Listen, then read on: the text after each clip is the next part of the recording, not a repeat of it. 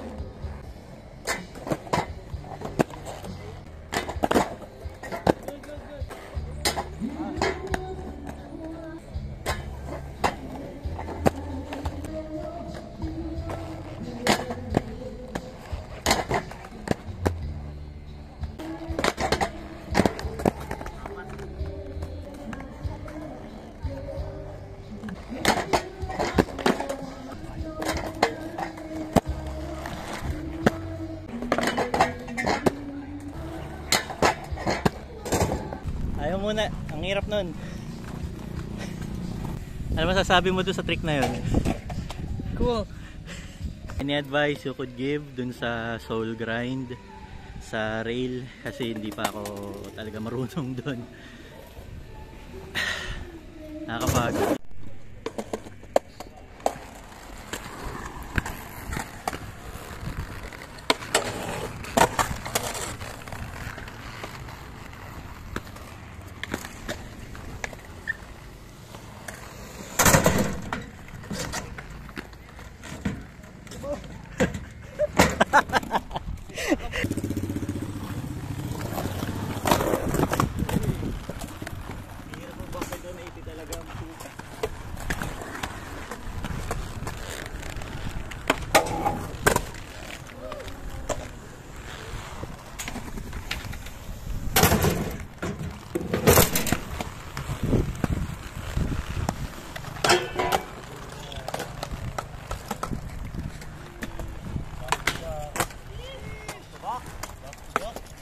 Ganda naman nun. A few hours later.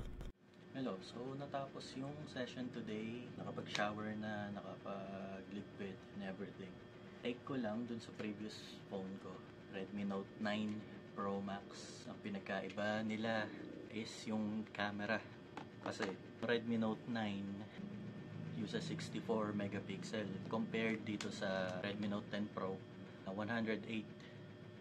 Also, sabi, mas smart daw yung software. Basically, pixel count lang ang pinagkaiba. Sa quality ng pictures, ng videos, wala gaano.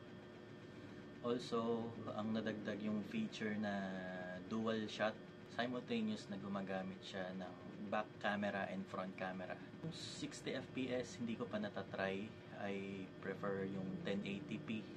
30 fps kasi nga nandun yung stability, and dun sa 1080p 60 at 4K walang stabilization. Also, same sila ni dalawang microphone, pero pansin ko mas malakas yung microphone ng Redmi Note 10 uses Dolby. So may dalawa siyang speakers. Yun lang yung takes ko dun. Sana na-enjoy nyo yung video for today and let's go. Paalam.